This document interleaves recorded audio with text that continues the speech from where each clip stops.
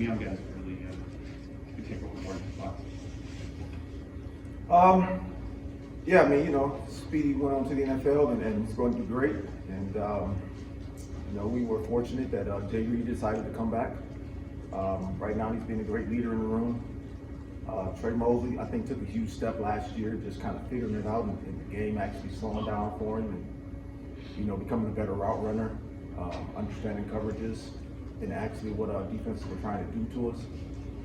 And now the time is up, next man's up. You got Keon, who's back from basketball, who stepped right in as if he never missed a day. He's done some really good things since he's gotten back. Fitzpatrick is competing hard. So, we got great competition in our room. Montoya Foster, Jeremy Bernard, all these guys are, every day pushing each other. And I think our room's gonna be a pretty good room. Last year, Jaden contemplated at the end of the year possibly going to the NFL. What do you want to see from him this year to kind of further his own development to get ready for the next level? Well, I think for him, just basically technique and fundamentals. I think he's definitely blessed by the good Lord with great athletic ability, but now just honing his skills, understanding the craft of being a wideout. I see route running as an art form, and you can always continue to get better, at that art form, getting in and out of breaks, understanding coverages, understanding when to tempo yourself, when to speed it up. I think those are all things that you gain as you play the position. And the more you play, the better you understand the art of being a wideout. And I really think, man, he's going to be, he's as good as anybody in the country. Can actually be the best receiver in the country. And he's working like that every day. I mean, it's a joy to coach him. Courtney, do you feel better about your depth this year? Like with all those guys you just mentioned that are competing and everything, a year older and everything, some of them got a little bit of experience. Do you think your guys will be maybe a deeper group? I think so.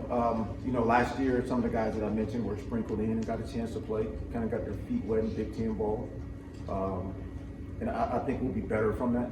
And that was kind of the purpose of doing it last year. But it's every day we walk in here, the challenge is, next man up. We started this season out, in our receiver room.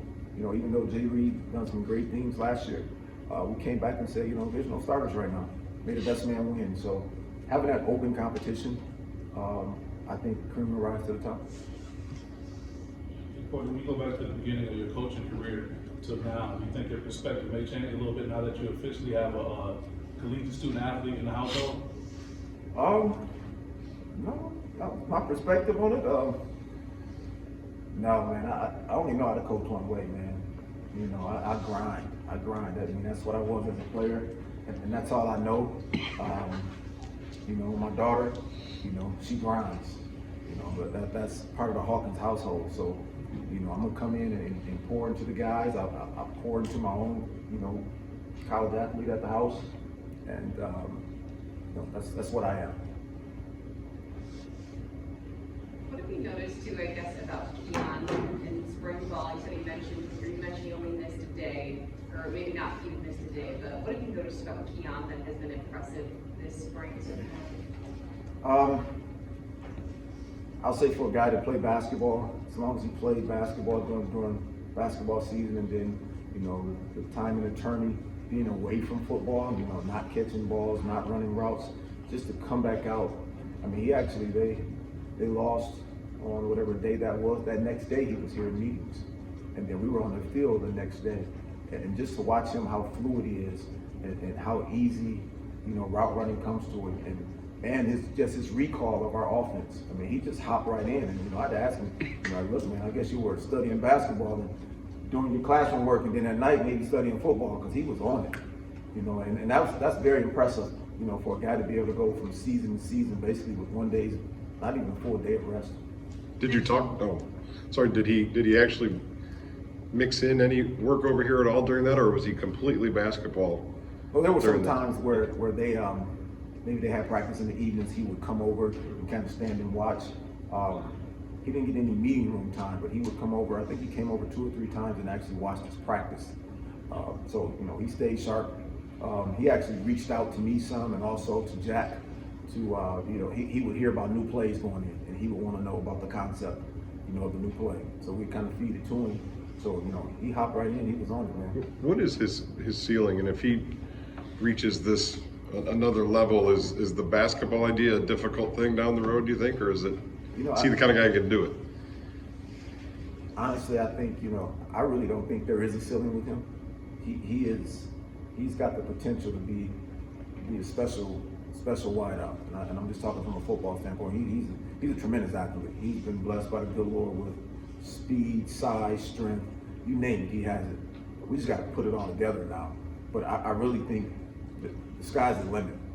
And I think, after this year, I see him as having a great year. He's gonna have a big decision to make. And I know he loves basketball.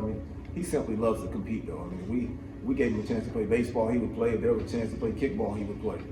So that's just who the dude is. Courtney, you were here when Andre Rison did both. Did you draw upon that and the experience that Andre had as you look forward to Well, actually, when I got here, Andre had already stopped playing basketball. already stopped? Yeah, he had already stopped. But we talked about it, and it's kind of the same deal. He loved to compete. He loved basketball in high school, but at some point you kind of figure out where your bread's buttered at, and hopefully, at some point that'll happen with Keon. But right now, we're not going to push him either way. We told him we'd give him the opportunity to play basketball and football, and we are men of our word.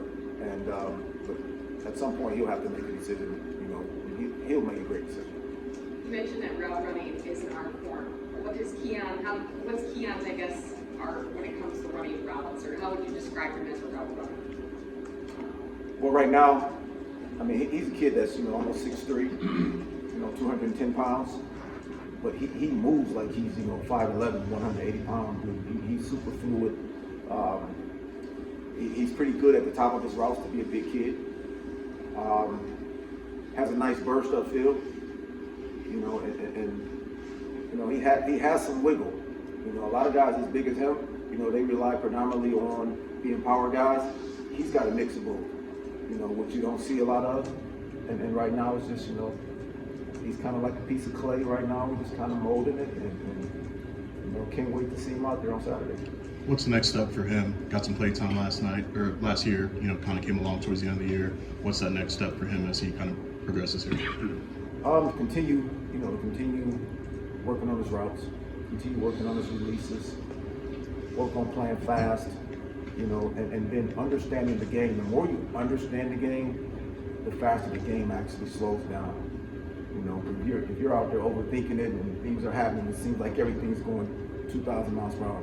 I think right now he's starting to understand the why of the game, and as he understands the why, all that great ability he has, will just jump out at everybody. Because the game will slow down, and he'll be able to do some things You guys just wait. What about the other guys competing for that third spot behind Jaden and Trey? We talk about Lockett and Fitzpatrick and Foster, those three guys in particular. They've got skill sets that are varied. How do you kind of plan to blend them? Well, obviously, Montori ended up starting for us last year. I think 4 or 5 games after Speedy went down, which I think was valuable for him. Good route runner. He's another one. You can almost put them all in the same fishbowl right now from the standpoint of getting him to understand the game, to understand the why, so that the game actually slows down for him. They're all hard workers, all guys that I don't worry about understanding the scheme, so that they're guys that'll spend time in their book. Right now, the challenge is every day just to come out and compete and get better. Fitzpatrick, I'm on him about being consistency. Lockett, same deal. Being consistent, coming out every day with that hunger to be the best guy, the best receiver out on the field, not to settle for second. Same thing with Montori right now. Montori, just continue to work, I coach him hard. We put pressure on him. We practice under pressure, just to be able to absorb everything that we're pouring into him, and then be able to be able to bring that to the field on Saturday. Obviously, the staff got raises, they all got the big contract. How much has the level of investment in football changed from your perspective over the years, I guess, here at Michigan State? I think that, even back in, like 2 years ago when I was still in school, I think there was a huge investment in football. Football, for me, from what I've seen, football's been king. We got a great basketball program. Coach Izzo's been here, but I'm a football guy, and I felt like there's always been a great investment into winning here. Great investment into keeping good coaches, trying to keep people together. So happy to be here. Everybody's happy about the whole salary deal. But at the end of the day, it's about X's and O's. It's about giving that room, being a great teacher, being a great motivator, and everything else to kind of take care of itself. How much is the difference between when you were a player versus now, the amount of coaches that are out there? Because it seems like there's a lot more assistant to the assistants than there were previously. I mean, how does that maybe help you guys as a staff and help the players? Well, I mean, the more guys you have out there, you got more eyes. So we're not, me just trying to look at. I got 16 guys in my room. I'm just trying to see 16 guys. I'm gonna miss something. So the fact that we have more eyes out, the guys get more one-on-one attention. There's an opportunity for us to actually coach on the run a little more than waiting until we get into the film room to correct everything. So we do a lot of correcting right there on the field, which the guys actually like. And during that particular day, we might run that play early in practice and then run it later in practice, and you can see the improvement. So you can actually coach that. And then I think with having more guys, it kind of takes down the workload a little bit. I mean, we're still grinding, but you got other guys you can depend on to take some of the weight off of your back. The more the merrier, man. Courtney, as part of your message this spring, when you look at the offense, Kenneth Walker was so big last year, and now you're sort of their experience is sort of flipped to where it's you guys in the passing game that has that experience. Is part of your message at all it's up to us now to sort of take the torch a little bit as the passing game portion of the offense to lead this thing? No, not so much that. I mean, we felt like we were a big part of the engine last year. Because from a wide out standpoint, from the mindset of a wide receiver, a lot of the big runs don't happen if we're not down there grinding, and a lot of times as a wide out, that's not pointed out. The running back, he's got, one carry for 80 yards, but then when you look at the film, there's 3 guys down there that are 40 yards downfield that are making that touchdown block. So we've always felt like we're a big part of, the success that happens on the offense. And in the mindset of a wideout, man, we always want to rock. So my guys wanted to rock last year. They did a great job, and it won't change. Will we accept a bigger role? Absolutely. But I think as an offense, we're going to do what it takes to win. We're going to have a running game. Has that blocking carried over? That was an area where it seemed like you guys got a lot better last year, and I know Jalen and Reed were at the front of that kind of. No block, no rock, man. That will never change. That is part of our culture, and that's a big part of, I feel like that's a big part of college football, and I think blocking promotes, receivers to play aggressive. Sometimes, guys will look at receivers and say, oh, that's a finesse position. I don't see it that way. We're football players. You're expected to block. Because otherwise, I always tell the guys, when the defensive backs, when they get a chance to get you, they're going to get you. So get them first. And that's our approach. Day in and day out, and it won't change. What did you think about the wide receivers and how they played in the scrimmage on Saturday? It was Saturday, right? Last Saturday you got the scrimmage. We weren't able to watch that. What were your projections going in, and how did you think they did? I think we did well. I think we held our own. I think we did some things well. It was good to, see the guys compete with the coaches standing on the sideline, with not being right there, and just to see how we would react to different situations. there were some plays made, and then there were some mistakes.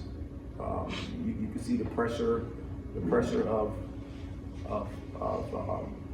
having to make a play. Some guys folded, but then we had some guys that stepped up and said, you know what, we see progression, we see growth. So I'm actually happy with where we are right now as a group of wideouts, and we got 2 more weeks left. I think by the time we finish spring ball, not to say that we'll know who our starters are or anything like that going into the fall, but the guys will definitely they'll definitely know what they need to work on this summer, and we'll make sure that they get that done, and we'll get a pretty good group of wideouts. The guys that are coming in the fall, and you have a pretty deep group of receivers in this class too. How do you kind of balance out and tell the guys that are here right now that what you're doing resets when more guys come? Well, I mean, I think the whole deal is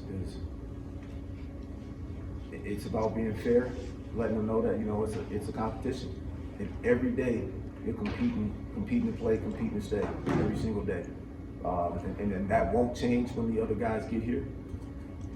We'll figure out how to divvy up reps, and like I said, I'm a true believer of the cream will rise, and some guys will, I think there'll be some guys that are a little ahead of the other guys, but we'll do a great job of bringing in the new guys and getting them up to speed, and we'll do what we got to do to, make our room the best room possible. What are your early impressions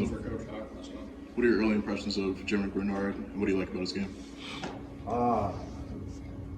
Jeremy, another kid, nice sized kid.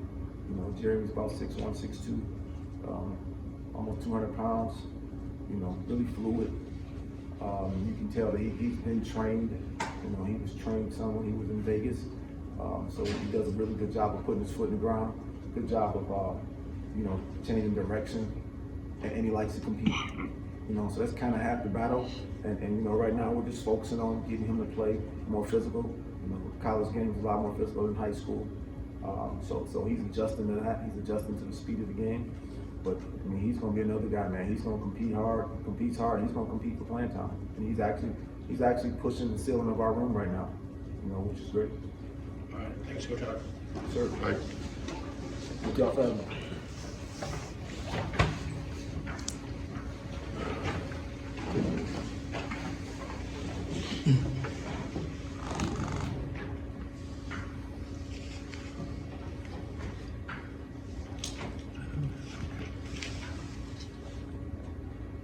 Okay, we're good. You bring back all 5 starters and some guys that are even part-time starters. What's it like with all that experience back and the competitions you got across the board? Well, it means a lot. Like you said, we got all the guys back that played a lot, a significant amount of football for us last year, and another year in the system, and it does make a difference. It really does. A lot of retention is going on, and guys are able to play fast when that happens. How about specifically at corner, where you've got 4 guys that started at least 1 game last year, then you bring in Amir, you got some younger guys who haven't played, a couple early enrollees. What's that competition like? Well, it's just kind of funny because I don't know if you guys remember, but last year we had 5 corners, but really 4 practice because Kirk was hurt, and 3 of those guys were walk-ons, and 1 was a safety, Emmanuel Flowers, playing corner. So that was our last spring. That's how all last spring went, all 15 practices. So then we pick up guys, some transfer guys, Ronald and Chaz, and those guys that came in and really helped us out more than anything by being able to come in and giving us depth and experience and playing and all those type of things. So this year, totally different for us. We're loving that those guys are here and have that experience, and then you add Amir in the mix and some of the early enrollees, and it looks like a totally different room, and it is a totally different room, more competition, and guys are getting better. All your years, have you had 2 cornerbacks as big as Williams and Speed? No, they're the 2 biggest guys, 2 longest guys that I've coached, and that I've coached in my tenure as a college coach. And they got some physicality to them. They're smart, they're tough, and they're good leaders. So I'm looking for big things out of those guys this year. What about safety, Harlan? Are you guys doing a little experimenting? Because X was in here talking about he might play either or, and Darius has talked about playing up at linebacker, and I'm just wondering who's sort of left back there, I guess, and what that looks like. Well, you know, you're always trying to find the best 11. You want to get your best players on the field. And right now with X and Jello, they're playing a little bit left and right as opposed to just free and strong, because they can do that. And it makes it more interesting for them as well, as opposed to just doing the same thing every day over and over, because they got that down. So it makes us a little bit more versatile as far as you don't know who's going to be down, who's going to be in the middle of the field, if we're playing a single high defense or not. So that does help. I don't know if we'll stick with that throughout the season, but it is an option, and they're doing a good job at it. You said Xavier Henderson, and who was the other one? Angelo Groves. I said Jello. We call him Jello. Sorry. What about behind those guys? Anybody else that's depth right there pushing them? Or Yeah, anything? you got multiple guys that are trying to push them. We told them, they've been told multiple times, we're looking for guys to step up, and we want to give those guys a break. If I'm not mistaken, Jello played the most snaps in college football last year. X was like number 3 in all of college football. I mean, obviously some of that was our fault. We got to get off the field too, but still, we never felt comfortable putting another guy in for one of those 2 guys. So they battled through injury. You never knew. They just kept playing. That's just who they are. But we want to take some of those reps off those guys this year, and we're still looking for who those guys could be. And they know that it's a competition, and we're still looking. We're still looking. So they're still competing. Multiple guys are in there competing. Kendall Brooks, AJ Kirk, Jaden Mangum, all those guys are competing to see who can be that next guy to be able to go in. Looking back at last year, particularly the last half of the year, how much were you guys affected by injuries? More than you know. More than you know. But that's okay. That's an excuse. I'm not making any excuses. Guys kept playing. The guys lined up. They were out on the field, and it was what it was. So we always say the best ability is availability. And so those guys made themselves available. They went out and played and gave it everything they had, and we appreciate that. Do you feel that maybe skewed some of those passing numbers a little bit, though? Possibly. Possibly. No excuses. No, it is what it is. That's what we were. So let's see how much we can improve this year and change that thing around. Do you think that's why Mel seemed to, the changes that he made were seemed to be focused more on the front step of the pass rush stuff as far as the coaching staff is concerned, rather than the back end as much? Now you got to ask him that question. You know what I'm saying? But I will say this: we always say rush and cover works together. So the rush and cover works together. You got a good pass rush. You're covering well. They work together. And when they do, you can do some great things on defense. So we'll continue to work that and continue to preach that to the players. What was your overall assessment, after you reviewed the entire season? Where did you think that you could improve, especially in your area of focus? Technique and fundamentals is something that we always talk about, and I think that's where we need to be better. And it's just flat out execution. You can't have MEs, mental errors, and things like that. Always tell guys, all 11 execute, we win. All 11 have to execute. It can be just one guy mess up, and then the whole thing can break down. So we need all 11 to execute on every play, every series, every quarter, every half, every game. And if all 11 execute, we'll be fine. And that's the focus. Well, just not to be patronizing anything, but you've had success over close to 2 decades. How have you been able to stay connected with this generation of athletes? They weren't tweeting, 18 years ago, but you still get that kind of response from them now. How do you stay connected? Well, it's just a matter of being genuine, really, in my opinion. I'm not changing who I am. I am who I am, and I'm just genuine and honest. When you're honest with people, then that's all you have to be. I don't have to try to be nobody that I'm not. You know what I mean? So it is a different age, though. It is a different deal. But when you're honest with people, they respect that and they appreciate that. And and I try to give respect. And if you give respect, you get respect. And if you do that, I think you're fine, no matter what generation. What do you see from Chuck post or pre-injury last year, and when he came back from the shoulder this spring? What has he been doing? Who is this? I'm sorry. Brandon. Okay. He's been doing well. I mean, he just can't have any contact right now. And with him, that's tough with his little self. But that's, you know, some guys are just dogs. He is a dog. You know what I mean? So he loves the physicality of the game. So it's been hard for him to have that red jersey on, but he understands that, hey, he can work on other things, even though he can't be as physical as he wants to be right now. He can still work on his footwork and all the other fundamental things that involve at playing corner. What have you seen from Coach Coleman, Coach Jordan, in defensive staff meetings, and what do you think they add to the team? Well, they just bring a different voice. How about that? Different ideals of ways to do things. You know what I mean?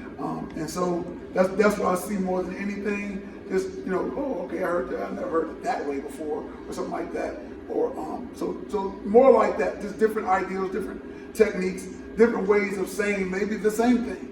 You know what I mean? And getting it across to the players to where they understand and can go out and execute. This will be your third different sort of coaching setup in the back end since you've been back here.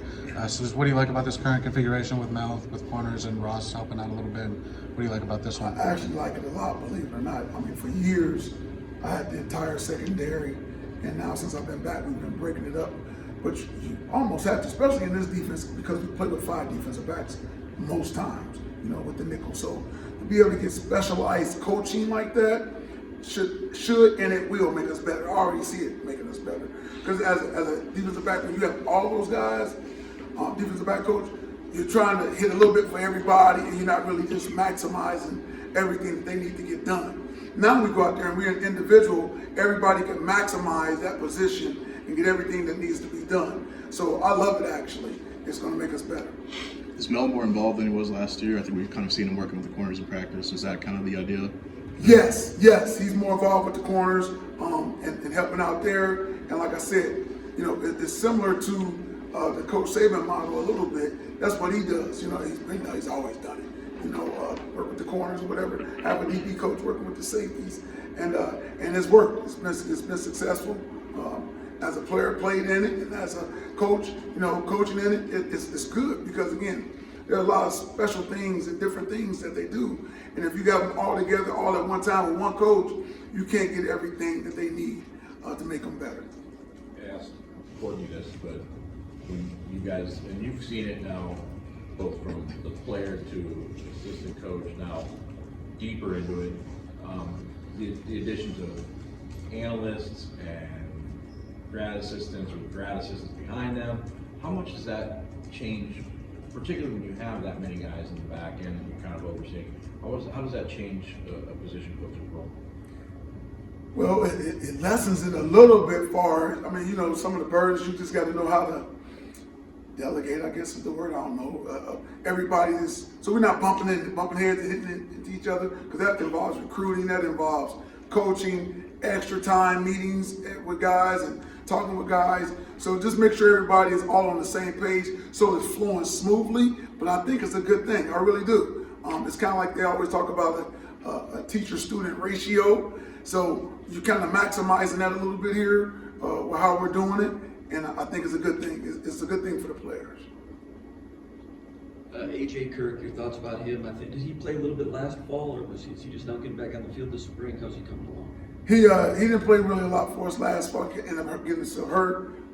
But he's coming along. He's actually, like what the question just answered about, you know, having so many guys to be able to help and all that with graduate assistants and analysts and things like that. He gets all the extra time that he needs. Give him credit for that. He'll come in and ask whoever help him to go over things extra to make sure he gets it down. He plays with a lot of energy and passion. He's still trying to learn defense and get it down, and he's coming. He has turned the corners a little bit, and he's moving forward. So we'll see how it goes, especially as we get into the summer. It seems like you guys sometimes play the awful quite a bit just to not give up maybe some of the deeper stuff. How much more do you think you'll be able to play, you know, like more press man and be able to kind of fight it, I guess, at the line of scrimmage? I think we'll be able to play a little bit more than you saw as we were towards the end of last year. We'll be able to play more, again, with the specialized coaching. Not that we necessarily didn't have it last year. We had Coach Tillman or what have you, but with Coach Tuck and different guys as well, I should say. and we're really putting a lot of emphasis on it. But this defense is a multiple defense anyway, so they're going to be off. They're going to be pressed. They got to be able to do it all, and they will determine how much we get up in people's face and play them. Our players will as we go throughout the season. So it's based on what they can do and how they can get the job done or not, and then we'll adjust to them and play what they can do so we can all be successful. How effective do you think you guys were last year at rerouting receivers? Well, this defense doesn't require a lot of rerouting, far as just flat rerouting people. Now, if you are playing press, you're trying to make them go around the T and all those type of things like that. But as far as a backer trying to reroute a number 2 guy in the seam and all that, we don't require our guys to have to do that, to be honest with you. So it's not something that we're not necessarily really looking for or evaluating in our current defense. After the Peach Bowl, the guys had their break, and then you guys come back around them and everything. When that was first happening, what did you notice from them or see from them just coming off of 2021? I'm talking about all the DBs, if you could. I mean, was there confidence that had to be built back up? Was there sort of anger about how some things went? Was there motivation? How would you sort of describe that when they got back together looking toward 22? I think I would go with motivation. You know, they know the elephant in the room. They know what it was and how we were in pass defense and things like that. And we all know it doesn't just, fall on the defense, on the secondary. But, as a secondary coach and as a group of secondary players, we take it personal, and all those guys are excited. They're looking forward to this coming season. That's why they're working hard this spring, trying to get better. There's a motivation there and anticipation for the season to get here and show that we're way better than what we showed last year. How about guys like Kimbrough and Lowry, guys that started last year, got in the field, is more competitive now? How have they responded? How are they doing so far this spring? It's been good. You know that they noticed that there's competition out there. I will say that. Everybody's trying to show up and compete every day and know, hey man, if I'm gonna play, because we always say best players play. And so if I'm gonna play, I got to be available, first of all. So best ability is availability. So I'm showing up. I got to compete each and every day, because if I don't, the next man is going to jump up in front of me. So they're doing well. Like I said, it's a lot of great competition in the room, and it's making us better. About the 4 early enrollee guys, Caleb, Aid, and you talked a little bit on Matt and Taylor. Yes. All 4 of those guys, we're happy that they're here. Good players, tough players. They're all, and even the 2 that are yet to come, I think they're going to be very similar. They're all very diligent in what they do. They're about their business, on the field and off the field, and everything that they do in meetings, paying attention, asking questions. They have some physicality to them. They have toughness, attention to detail. So I think they're all doing a really good job right now. And again, even the 2 that are yet to come, I think it's definitely going to help us. And time will tell, over the next several years while they're here, how good those guys are really going to be. I think they're going to be really good. Are you sensing they can maybe force their way onto the field quickly this fall? There's a chance. There is a chance. It really is, especially by them coming in early and as diligent as they are and attention to detail that they have. They're going to give themselves a legitimate chance to get on the field, because again, best players play. And so when summer hits, they won't be thinking as much. I know that, and they can just play. And so that's going to be real interesting when camp starts. How did Jaden Mangum do in the scrimmage on Saturday? He did pretty good. I mean, he's a safety. He's playing. We keep him more as a free safety in our system, and so he's a middle field player a lot of times. And we're playing single high, then we're putting up 2 high and things where he has to get down in the box a little bit as well. But he's doing well. He's going to continue to get bigger and stronger and faster, size-wise, not height-wise, obviously. And but he has some toughness. He's smart. He understands. And he's willing to get better and do whatever it needs to, everything that needs to get better. Even after every practice, coach, what I need to do. You love that about a kid. You know what I mean? You can't get enough of a kid doing that. And so he's only going to continue to get better and better and better every day. That's good, Coach. Thank you. All right. Thank you.